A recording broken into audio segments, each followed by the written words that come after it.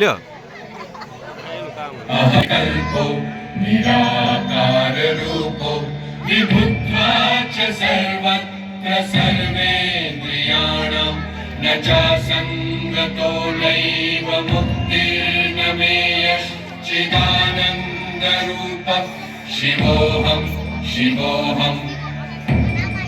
સૌંદર્ય અને રૂપના ઉપાસક રસિકોનું સ્વાગત છે। કદરૂપાને ક્યારેય અરીસો રમતા જોયો છે? ચહેરા પર કરચલીઓ જોઈ મન વિચલિત શા માટે થઈ જાય છે? કોઈ કદરૂપાને જોઈને મનમાં શું વિચાર ઉઠે છે? શું જે દેખાય છે તે સુંદર છે, અસુંદર છે કે રૂપહીન, આકારહીન? સૂત્રધાર, પાત્રનો પ્રવેશ થઈ ચૂક્યો છે, નાટક આરંભ કરો। તે કોણ છે જેને હું જોઈ નથી શકતો? તે કોણ છે જે અંધારામાં પ્રવેશ કરી રહ્યો છે? શું થયું અષ્ટાવક્ર? મારા પિતા કોણ છે માં? કેમ જ આ જ પ્રશ્ન તું વારંવાર મને પૂછે છે? મારા પિતા ક્યાં છે માં? ઋષિ ઉદાલક જ તારા પિતા છે માં। ઋષિ ઉદાલક મારા પિતા સમાન છે, મારા પિતા નહીં। વર્ષોથી આ જ પ્રશ્ન અષ્ટાવક્રને હેરાન કરી રહ્યો હતો। કારણ હતું ઉદાલકને પોતાના પિતા સમજવાવાળા સુજાતાનો પુત્ર એક દિવસ ઋષિ ઉદાલકના ખોળામાં બેસીને રમી રહ્યો હતો। અચાનક ઋષિ ઉદાલકના પુત્ર શ્વેતકેતુ ત્યાં આવ્યો અને નાના અષ્ટાવક્રને પોતાના પિતાના ખોળામાં બેસેલો જોઈ તેનો હાથ પકડીને ઉદાલકના ખોળામાંથી ઉઠાવીને કહ્યું, મારા પિતાના ખોળામાં હું બેસીશ, જા તું તારા પિતાના ખોળામાં બેસ, જા તું તારા પિતાના ખોળામાં બેસ। તો શું મારા પિતા કોઈ બીજા છે? અષ્ટાવક્રના મનમાં વ્યથિત કરી દેવાવાળો આ પ્રશ્ન ઉઠ્યો। તે જ સમયે રડતો રડતો અષ્ટાવક્ર પોતાની માતા પાસે પહોંચ્યો અને પ્રશ્ન પૂછ્યો, માં, મારા પિતા કોણ છે? માં ચૂપ રહી। ત્યારથી આજ સુધીમાં ચૂપ રહી। એટલો નાનો સમજે છે કે હું નાના અને પિતા વચ્ચે ભેદ ન સમજું? જ્યારે જ્યારે મેં તેને આ પ્રશ્ન પૂછ્યો ત્યારે ત્યારે તે મને ટાળી દીધી। દિવસ, માસ, વર્ષ, વર્ષાનુવર્ષ બસ એક જ ઉત્તરની પ્રતીક્ષા, કોણ છે મારા પિતા? આ પ્રશ્ન તો તારા નાનાને પણ કરી શકતો હતો। માં, તારા અને મારા વચ્ચે ફક્ત મારા પિતા છે, તો આ પ્રશ્ન કોઈ બીજાને હું શા માટે પૂછું? માં, મેં મારા શરીરની સાથે મારા મનને પણ કઠણ કરી લીધું છે।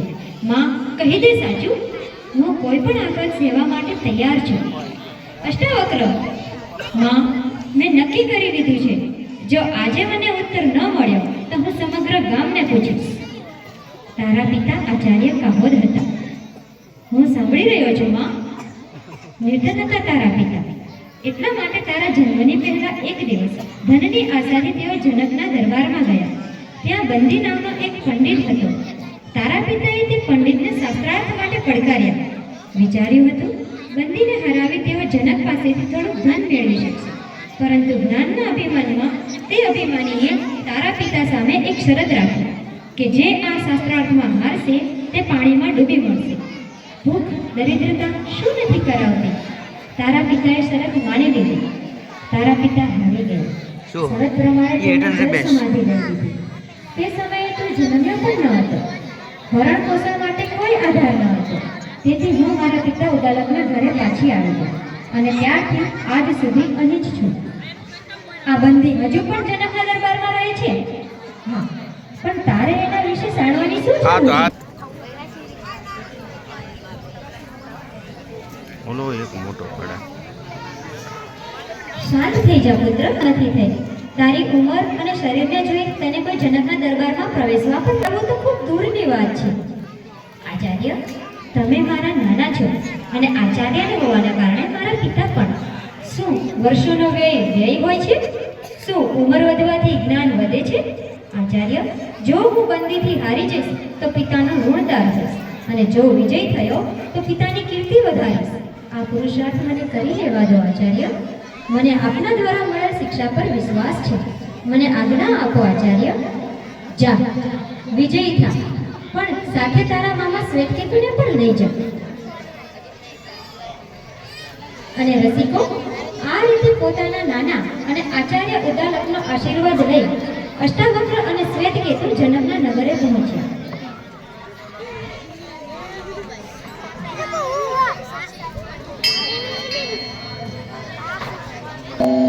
નગરમાં ચારે બાજુ બ્રાહ્મણો, યાચકો અને નટોની ભીડ ઉમટી હતી.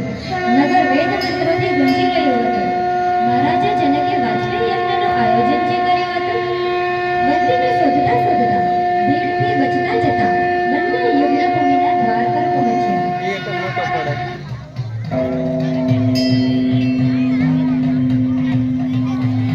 પાછો આરામ કરી દો.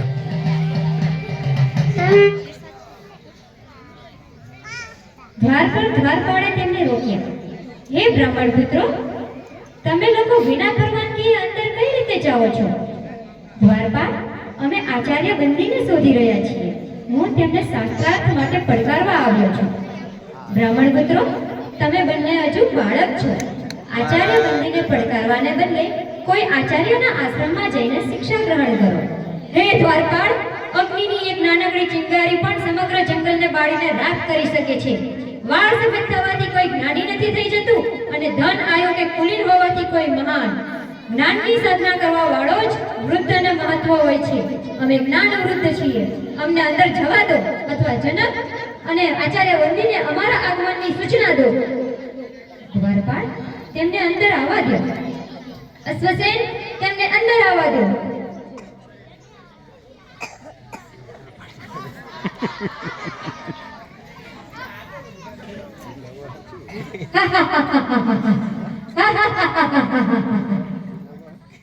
બ્રાહ્મણ દેવતા, તમે સભાને જોઈને આ પ્રકારે કેમ હસી રહ્યા છો? મહારાજ, હું તો એ વિચારીને અહીં આવ્યો હતો કે જનકની સભામાં આવીને આ વિદ્વાનોની વચ્ચે હું આચાર્ય બંદીને શાસ્ત્રાર્થ માટે પડકારીશ, પણ અહીં આવીને મને લાગ્યું કે આ તો મૂર્ખોની સભા છે. રાજન, મેં મારા હસવાનું કારણ તો જણાવી દીધું. હવે તમે તમારા મૂર્ખ વિદ્વાનોને એ પૂછો કે તેઓ કોના પર હસ્યા? મારા પર કે તે કુંભાર પર જેણે મને બનાવ્યો? પૂછો, કોના પર હસ્યા આ બધા? બ્રાહ્મણ કુમાર, મને અને મારા દરબારીઓને આ અજ્ઞાન માટે ક્ષમા કરો, પરંતુ મારું નમ્ર વિનંતી છે કે હજુ તમે આચાર્ય બંદી સાથે શાસ્ત્રાર્થ કરવા માટે વયસ્ક નથી થયા. આચાર્ય બંદી સાથે શાસ્ત્રાર્થ કરવું અઘરું છે. તેમનાથી શાસ્ત્રાર્થમાં હારનારે જલ સમાધિ લેવી પડે છે. તેથી હમણાં તમે હજુ વધારે વિદ્યા ગ્રહણ કરો. રાજન, આચાર્ય બંદી સાથે શાસ્ત્રાર્થ કરવા માટે મારા પર ગુરુ કૃપા જ પર્યાપ્ત છે, અને જે અમર છે તેને મૃત્યુનો શો ભય? કોઈ મહાન ઉદ્દેશ માટે પ્રાણ આપવા મૃત્યુ નથી હોતી. આપ આચાર્ય બંદીને મારી સામે પ્રસ્તુત કરો. હું છું આચાર્ય બંદી.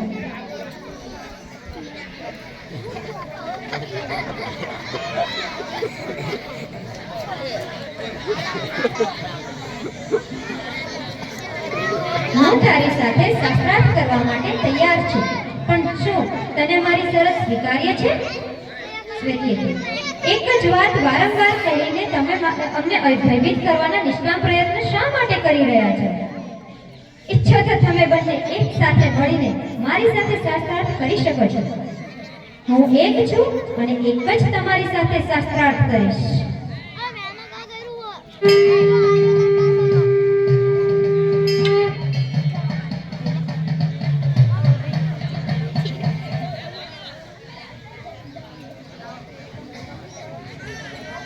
પ્રપંચ શું છે?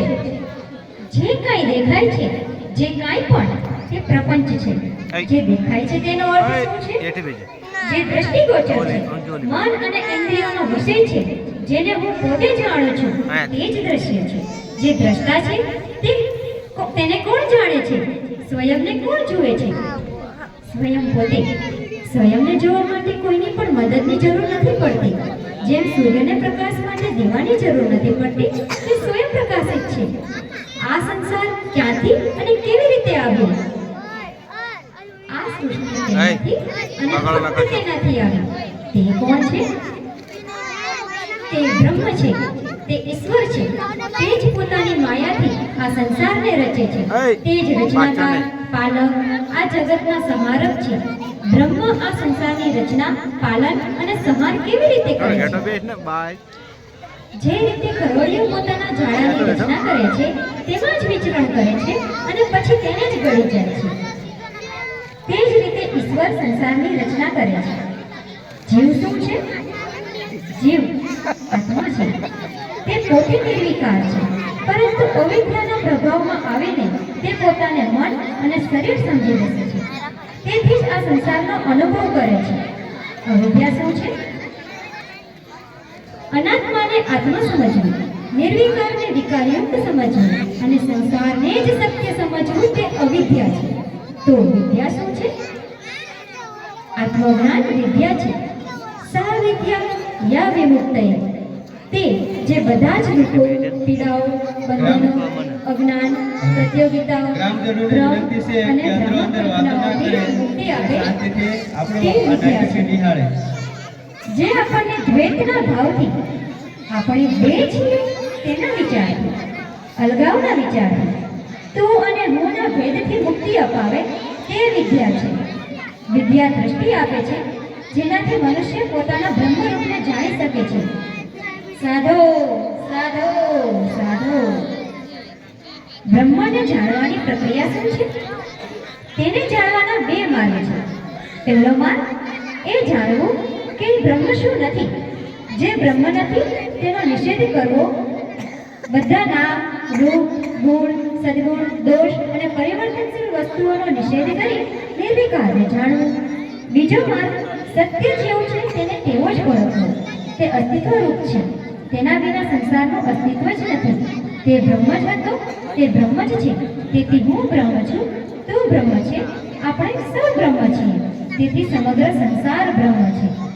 સાધો સાધો સાધો.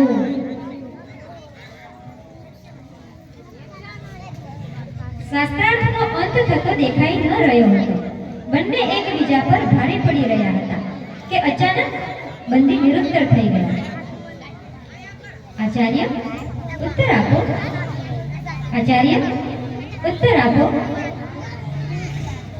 અષ્ટાવક્રની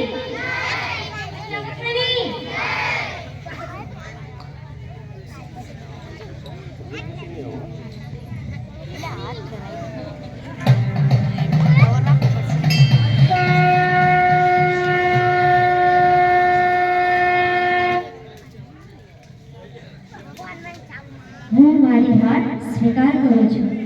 હું જળ સમાધિ લેવા માટે તૈયાર છું. હું તમને જળ સમાધિ આપવા નથી આવ્યો આચાર્ય બંદી. યાદ હશે તમને બધાને કે આચાર્ય બંદીના અભિમાનને કારણે અને આ પ્રથાને કારણે કેટલા નિર્દોષ વિદ્વાનોના જીવ ગયા. આચાર્ય બંદી યાદ કરો આચાર્ય કામોદને. હું તે જ આચાર્ય કામોદનો પુત્ર છું. આજે હું વિજયી છું, તમે પરાજય. હું ઈચ્છું તો તમને જળ સમાધિ આપી શકું છું, પણ હું આવું નહીં કરું આચાર્ય બંદી. ક્ષમા જ મારો બદલો છે. હું તમને ક્ષમા કરું છું આચાર્ય બંદી. પ્રાણ લેવાથી પણ મોટી સજા તે મને આપી છે. બાળજ્ઞાની, મારાથી ખૂબ મોટું પાપ થયું છે. પસ્તાવાથી મોટી બીજી કોઈ અગ્નિ નથી આચાર્ય બંદી. દરરોજ આ અગ્નિમાં બળીને તમે પવિત્ર થાઓ. આજ તમારું પ્રાયશ્ચિત હશે. શાસ્ત્રને શસ્ત્ર ના બનાવો. મહારાજ, શાસ્ત્ર જીવનનો વિકાસ કરે છે, શસ્ત્ર જીવનનો વિનાશ. જેટલો જૂનો છે હિમાલય, જેટલી જૂની છે ગંગા, તેટલું જ જૂનું છે આ સત્ય કે હિંસાથી ક્યારેય કોઈને પણ નથી જીત્યા.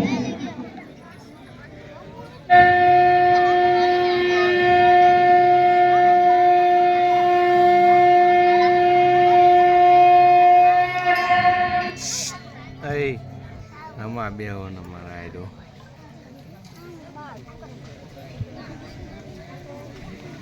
अहम निर्विकल्पो निराकार रूपो विभुत्वा च सर्वत्र सर्वेन्द्रियाणां न चासंगतो नैव मुक्तिर्न मे यश्चिदानन्द रूपः शिवोऽहं शिवोऽहं. અને તે દિવસ પછી મહારાજ જનકે જીવન લેવાની આ પ્રથા બંધ કરી દીધી. વિવેક જીત્યો, અહંકાર હાર્યા. અષ્ટાવક્રએ સાચું કહ્યું હતું. જેટલા જૂના પર્વત, જેટલી જૂની નદીઓ, તેટલું જ જૂનું સત્ય કે હિંસાથી ક્યારેય કોઈને પણ નથી જીત્યા.